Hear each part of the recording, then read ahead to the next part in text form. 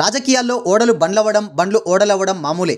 అధికారంలో ఉండగా అన్ని అనుకూలంగా ఉండే పరిస్థితులు అధికారం కోల్పోగానే ఒక్కసారిగా తారుమారవుతాయి. తాజాగా బీఆర్ఎస్లో అదే పరిస్థితి కనిపిస్తుంది. గులాబీ పార్టీలో ముఖ్య నేతలు మిస్ అవుతున్నారు. అంటే పార్టీలో ఉన్నప్పటికీ సైలెంట్ మోడ్లో కొనసాగుతున్నారు.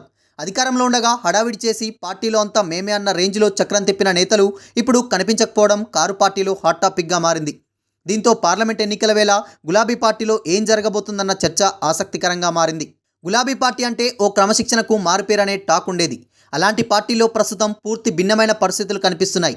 పార్టీ ఓటమికి అధిష్టానం వైఖరియే కారణమని నాయకులు విమర్శలు గుప్పిస్తుంటే, అధికారంలో ఉండగా పదవులు అనుభవించిన వారు ఇప్పుడు ఎక్కడా కనిపించకపోవడం చర్చనీయాంశమవుతుంది. ఎమ్మెల్సీ కుర్మయ్య గారి నవీన్ కుమార్, మాజీ మంత్రులు పువ్వాడ అజయ్ కుమార్, కొప్పుల ఈశ్వర్, ఐకే రెడ్డి, సబితా ఇంద్రారెడ్డి, వేముల ప్రశాంత్ రెడ్డి, గత టర్మ్లో బీఆర్ఎస్ ఎమ్మెల్యేలుగా పనిచేసిన శంకర్ నాయక్, రసమై, గంపా గోవర్ధన్, గువ్వల బాలరాజు, గాదర్ కిషోర్, గొంగిడి సునీత, ఆశన్నగారి జీవన్ రెడ్డి తదితర నేతలంతా ప్రస్తుతం సైలెంట్ అయ్యారనే టాక్ ఆ పార్టీ వర్గాల్లో జోరుగా వినిపిస్తుంది. 9.5 ఏళ్లు బీఆర్ఎస్ సర్కార్లో వీరిలో కొందరు ఒక రేంజ్లో హడావిడి చేశారనే టాక్ ఉంది. ముఖ్యంగా కేసీఆర్ అపాయింట్మెంట్ దొరకక పార్టీలోని సీనియర్లే తంటాలు పడుతున్న సందర్భాల్లో వీరు మాత్రం కేసీఆర్, కేటీఆర్తో నిత్యం టచ్లో ఉండేవారనే టాక్ ఉంది. అటువంటి నేతలు కొత్త ప్రభుత్వం రాగానే కొందరు అడపదడప స్పందించినా మరికొందరు మాత్రం పూర్తిగా కనిపించకుండా పోయారనే విమర్శలు వ్యక్తమవుతున్నాయి. జీహెచ్ఎంసీ పరిధిలో ఎమ్మెల్సీ నవీన్ అంతా తానే అన్నట్లుగా వ్యవహరించారనే చర్చ ఉంది. ఇక ఉమ్మడి ఖమ్మం జిల్లా మంత్రిగా పువ్వాడ అజయ్ చక్రం తిప్పారు. కేసీఆర్ ఎక్కడికి వెళ్ళినా అక్కడ వేముల ప్రశాంత్ దర్శనమిచ్చేవారు. వీరితో పాటు కేసీఆర్కు సన్నిహితంగా ఉన్న నేతల్లో కొందరు మౌనం వహించడం చర్చకు దారితీస్తుంది. ప్రభుత్వంపై విమర్శల విషయం ఎలా ఉన్నా వర్కింగ్ ప్రెసిడెంట్ కేటీఆర్ను అధికార పక్షం ఓ రేంజ్లో టార్గెట్ చేస్తున్నా ఆ విమర్శలను తిప్పికొట్టలేక మౌనం వహిస్తున్నారనే టాక్ వినిపిస్తుంది.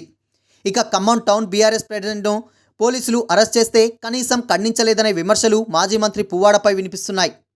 అధికారంలో ఉండగా కీలక పదవులు, పెద్దలతో సన్నిహితంగా ఉన్న నేతలు కొత్త ప్రభుత్వంలో సైలెంట్ మోడ్లోకి వెళ్లడం వెనుక సీఎం రేవంత్ రెడ్డి నిర్ణయాలు కారణమా అనే చర్చ తెరపైకి వస్తుంది. కొత్త ప్రభుత్వం ఏర్పాటైన తర్వాత గత ప్రభుత్వంలో జరిగిన నిర్ణయాల్లోని అక్రమాలపై గురిపెట్టింది.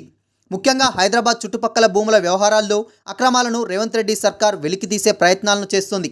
ఈ నేపథ్యంలో బీఆర్ఎస్లోని కొందరు నేతలు మౌనానికి ప్రభుత్వం దూకుడు ఒక కారణమని, కొత్త ప్రభుత్వంతో దుందుడుకు నిర్ణయాలతో ముందుకు వెళ్తున్న సందర్భంలో జాగ్రత్త పడే పనిలో భాగంగానే బీఆర్ఎస్ నేతలు మౌనం వహిస్తున్నారా లేక రాజకీయ కారణాలతోనే ఇన్యాక్టివ్ అవుతున్నారా అనే దానిపై రాజకీయ వర్గాల్లో గుసగుసలు వినిపిస్తున్నాయి.